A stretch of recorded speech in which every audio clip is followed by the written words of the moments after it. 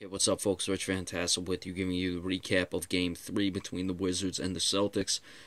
Washington handed it to the Celtics in this one, 116-89, the final. It started in the first quarter. It was 39-17 was the final of the first quarter. There was a 22-0 run that really blew the game open. You look at it from that point forward.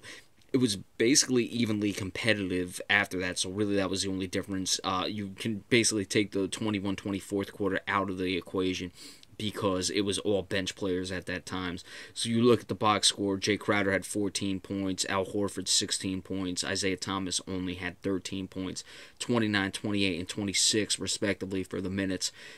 Bad minuses, minus 18, minus 23, minus 19. Crowder, Horford, and Thomas all in that order. Avery Bradley was minus 25.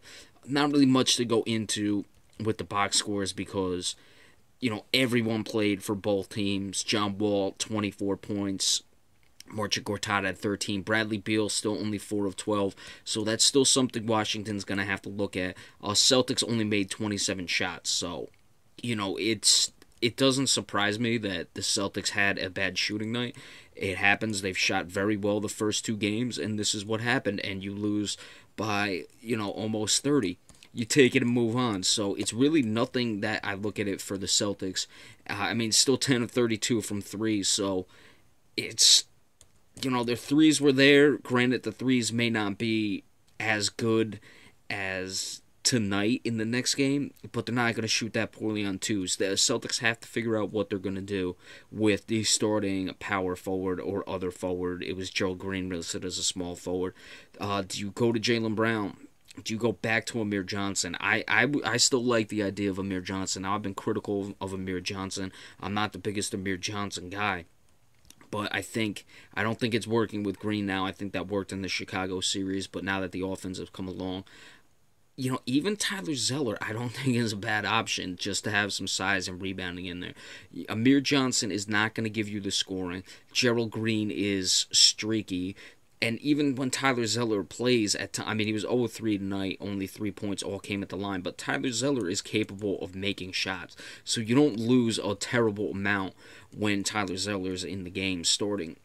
If it was for Gerald Green. Granted, Gerald Green can go off, but he doesn't always go off. And, he got 26 minutes tonight, but a lot of those were in the mop-up duty of this game. Now, on a other note, I think this game was an embarrassment. You could say I'm a sore Celtics fan. I really didn't see that much shenanigans from the Celtics. Yes, Terry Rozier got his technical fouls with Brandon Jennings. I thought Brandon Jennings instigated it. Of course, you had the Kelly Oubre incident. I thought it was an embarrassing game, for the NBA. I don't think that the officiating made the difference. I don't think the Celtics were going to win, regardless of the officiating. They still shot 8 more free throws, whatever you want to make of that. But, I saw...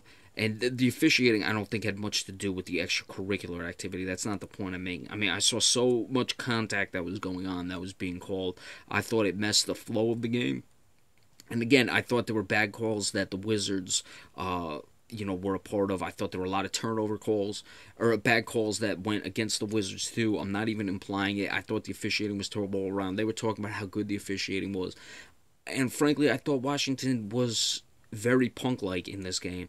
If we're being completely honest with it, it wasn't until they got up big they started with their stuff, and Kelly Oubre, that foul was Olynyk a little high.